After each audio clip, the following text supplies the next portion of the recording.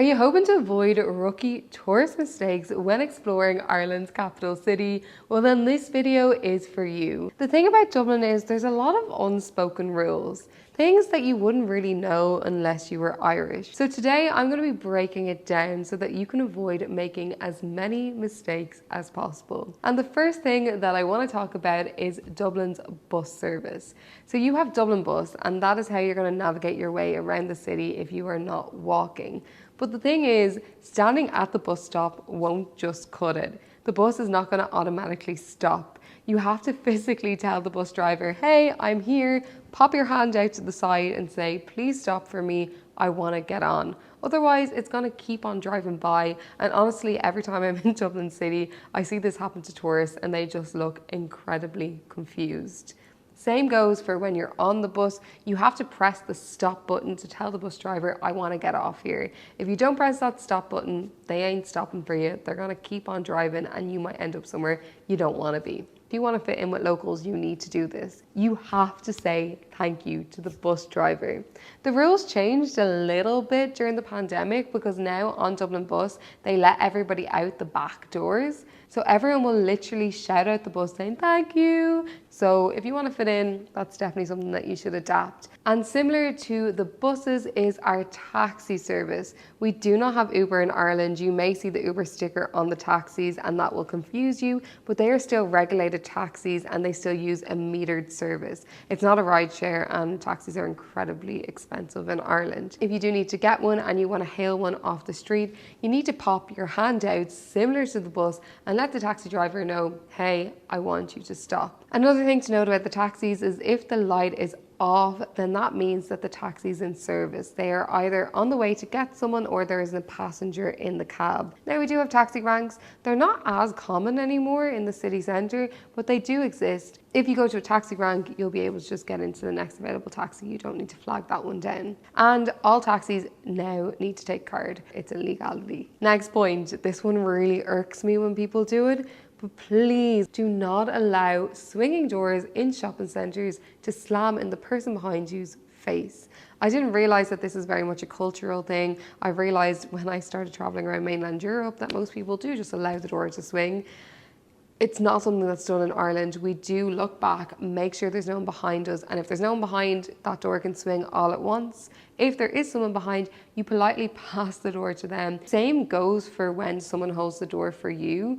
You don't just pass through and let them continue holding the door. You make sure you put your hand on it. They're not there for door service. Not all questions need an answer. Let me explain this. This is very much a cultural thing. When an Irish person asks you, oh, how are you? Or what's the crack? They're not really looking for an answer. It's more of a way of saying hello. So don't be surprised if someone says, hi, how are you? And then leaves the room. Okay, and next point is about our traffic light system. This is only for walking. I am not talking about cars. When we are in cars, we obey them and you should obey them or there's gonna be accidents. But jaywalking isn't really a big thing in Ireland. You won't find an Irish person walking to the nearest pedestrian crossing. If there is no car coming, they'll look left, they'll look right, and then they'll cross on the road.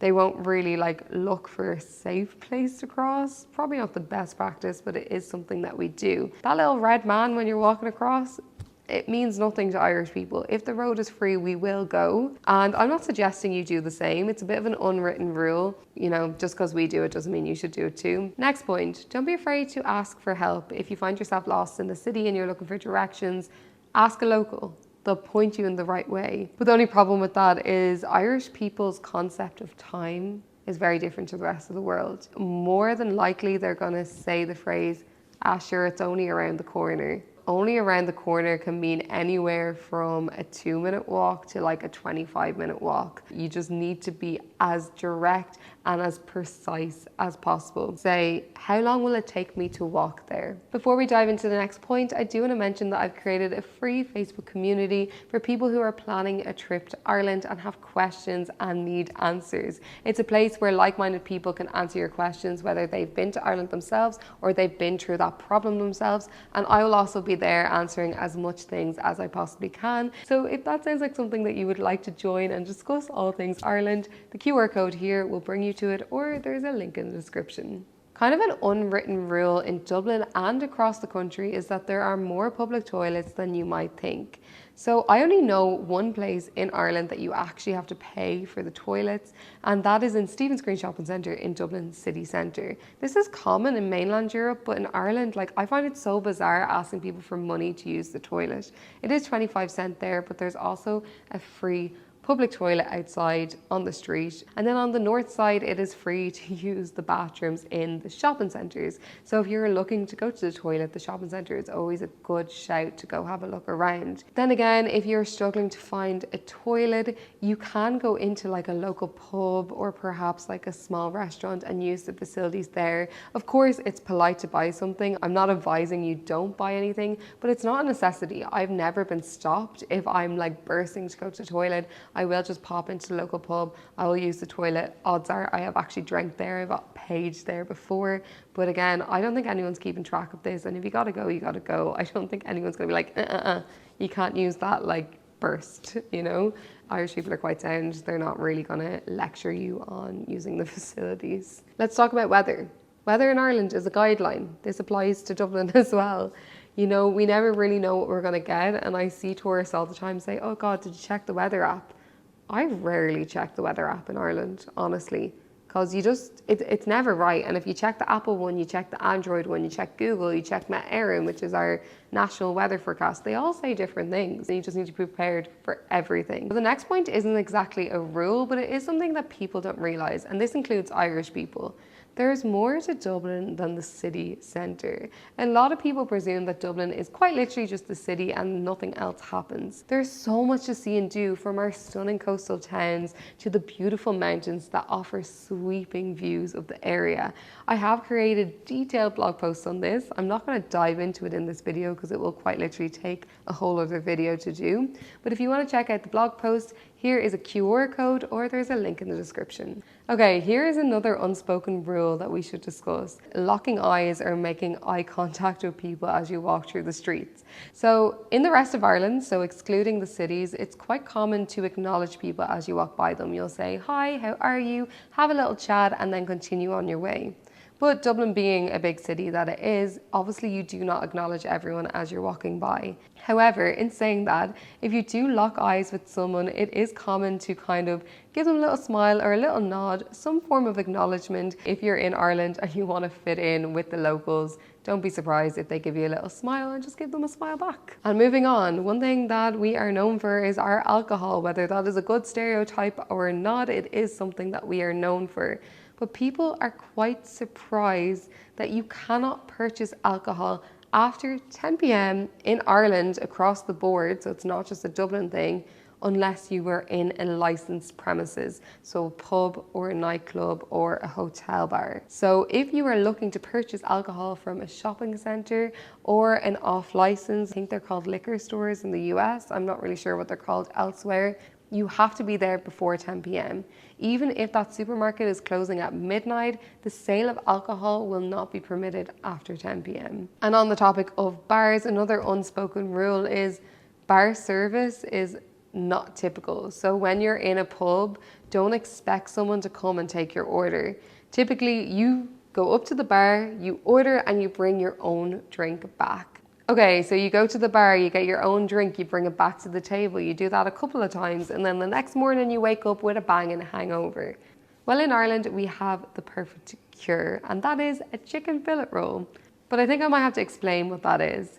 So basically, in all our supermarkets, excluding Tesco, we have this thing called a deli, where you can get fresh rolls or wraps made. And a common thing to get when you're hungover is a breaded chicken roll. And we swear that this cures all hangovers. It's greasy, it's not good for you, but it is delicious when you have a little bit of a banging headache the next morning. Another point to address, and I feel like I have to address this time and time again, Dublin is not part of the United Kingdom. Some people fail to realise this, and a lot of people do think that Irish people are British. We're not. We are our own nation, and Dublin is in the Republic of Ireland, which is part of the EU.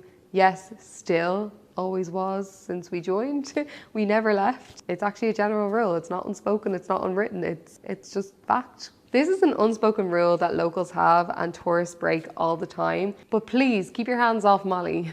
If you don't know who Molly is, it is a famous statue in Dublin City from the song Molly Malone. I first set my eyes on sweet Molly Malone. And honestly, I don't know why, but tourists go up and touch her in inappropriate places. For some reason, they think it's good luck. I hate to break it to you, but it's not. Like, local people do not know that story. I don't know where this trend came from, but it's such a bizarre thing to do. So hands off Molly, please.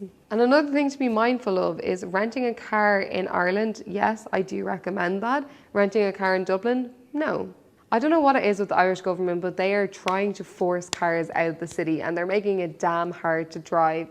We have a lot of areas that there are no right turns or no left turns. And if you make a mistake, you end up quite literally just driving around in a circle and the traffic is horrific. So if Google Maps says it's going to take 20 minutes to drive there, double it, because that's probably how long it's actually going to take.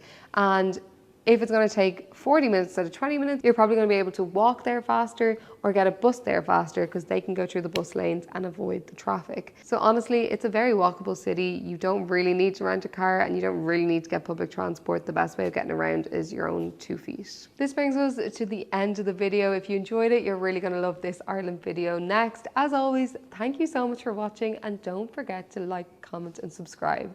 See you in the next one. Bye.